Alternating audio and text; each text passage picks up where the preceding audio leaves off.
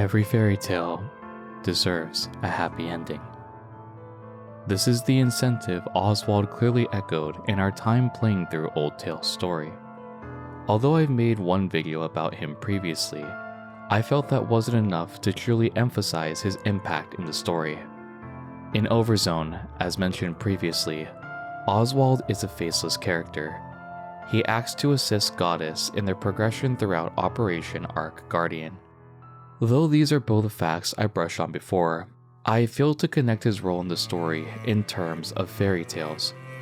Oswald quite literally is a representation for the Wizard of Oz. On the surface, he may seem cold and heartless. However, that's just the role that he's meant to fulfill.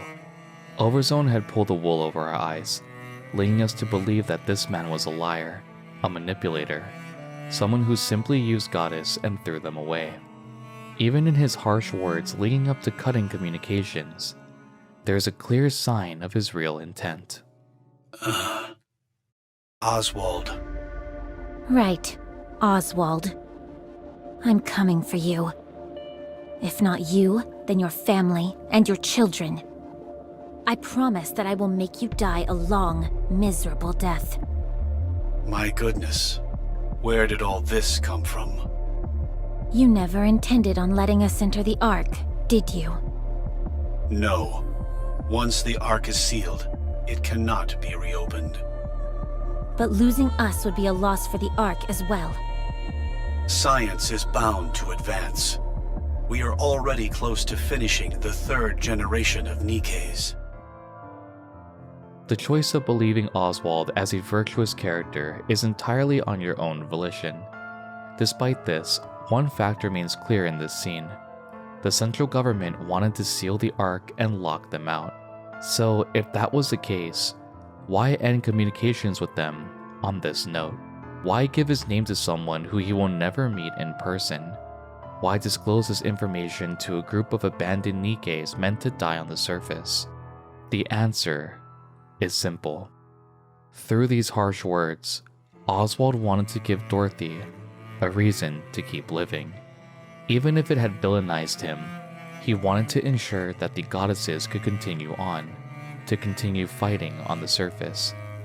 With no clear incentive or goal, there would be nothing left to fight for. The Goddess Squad would simply fade into obscurity and eventually die off as the years progressed. In part 2 of Overzone's story, we see this firsthand. After everyone goes their separate ways, continuing on their own missions, Dorothy finds herself wandering alone on the surface. Her mental fortitude had been completely shattered. Her trust had been betrayed. She had lost far too much in such a short amount of time. She's all but ready to give up, not having a single purpose but to wander. However, the seeds of hatred planted by Oswald are the fuel to keep her going.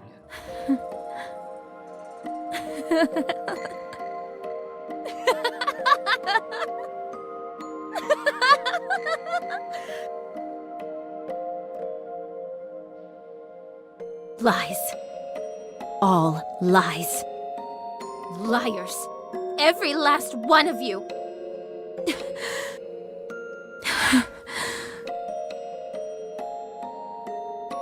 I'm so sorry, everyone. I don't think I can do this.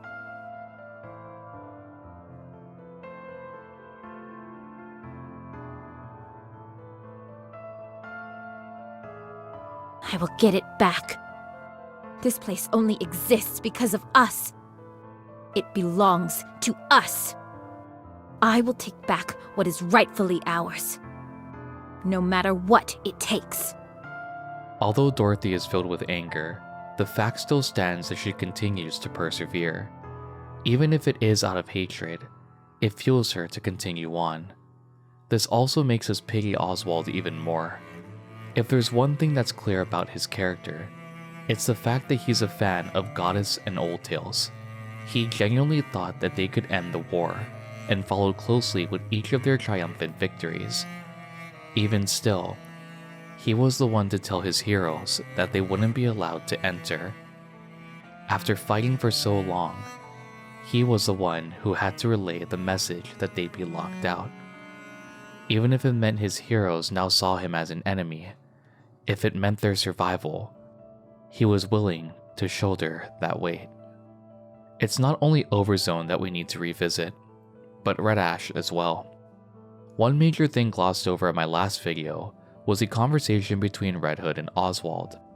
Not only did Oswald learn of Red Hood's corruption, but even upon Red Hood's request to terminate her if needed, Oswald still chose to hold out hope for his hero. Upon finding survivors of a rapture attack, he is not only the one to stand by Red Hood, but also to reassure her. He is the one to express his gratitude on mankind's behalf, to salute her for all the hardships that she's faced. And, just like Dorothy, when Red Hood too is about to give up, the words of her comrades alongside Oswald and Frisia are enough to push her out of her slump and return for one last fight with her friends. Although Red Hood is written as a very comedic character, her presence in the fight against Anichiro certainly helped tip it in the favor of the Goddess Squad. It is through this action of Red Hood that Cinderella also could achieve her dream, to be a true goddess of victory. By being defeated and reawakening, she had a second chance. Through a completely random encounter with Oswald and the memories of her comrades, a completely new chapter was written.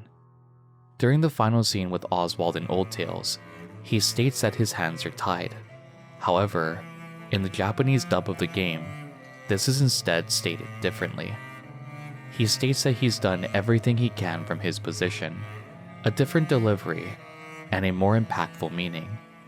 The mentioning of a clean slate isn't just an empty promise, but one that he ensures with everything he is as a character. If we take a look at modern-day NIKKE, the public views the goddesses as heroes, brave warriors who fought till the very end for humanity, not seeking any form of repayment for their actions. After the chaos and carnage caused at the hands of Anichiro, the noble sacrifices of the Goddess Squad single-handedly eradicated it. Nikkes were no longer seen as something to fear, but instead, as heroes, pillars of hope for humanity. By erasing the record of Old Tales and cementing Operation Ark Guardian, the public would never know of another failure of humanity, but instead of the triumphant last stand to ensure their survival.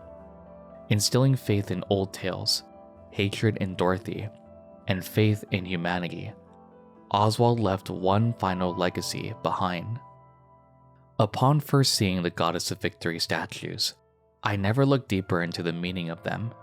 The design wasn't meant to show any idealized appearance, but instead, to remain anonymous.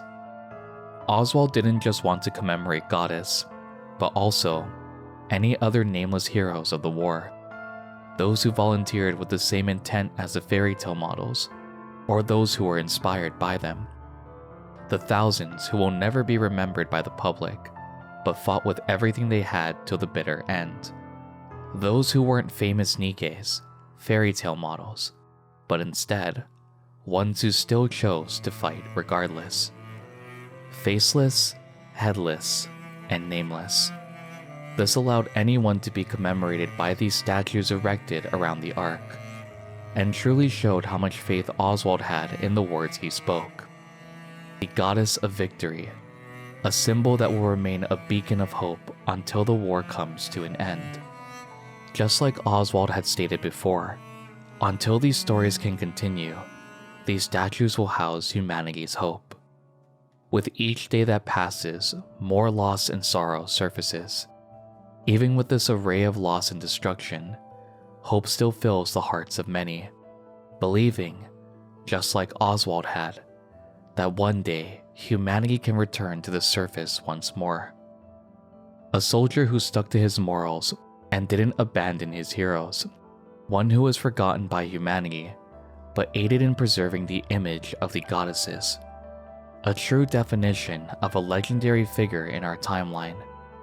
A story of his final last stand to protect those he cared for. With this, we end off an amazing month of NIKKE, and I cannot thank you all enough for the recent support and for coming along with me for the ride. What do you think of Oswald's character? Be sure to let me know in the comment section down below. Thank you all for joining me, and I will see you all in the next video. Jane.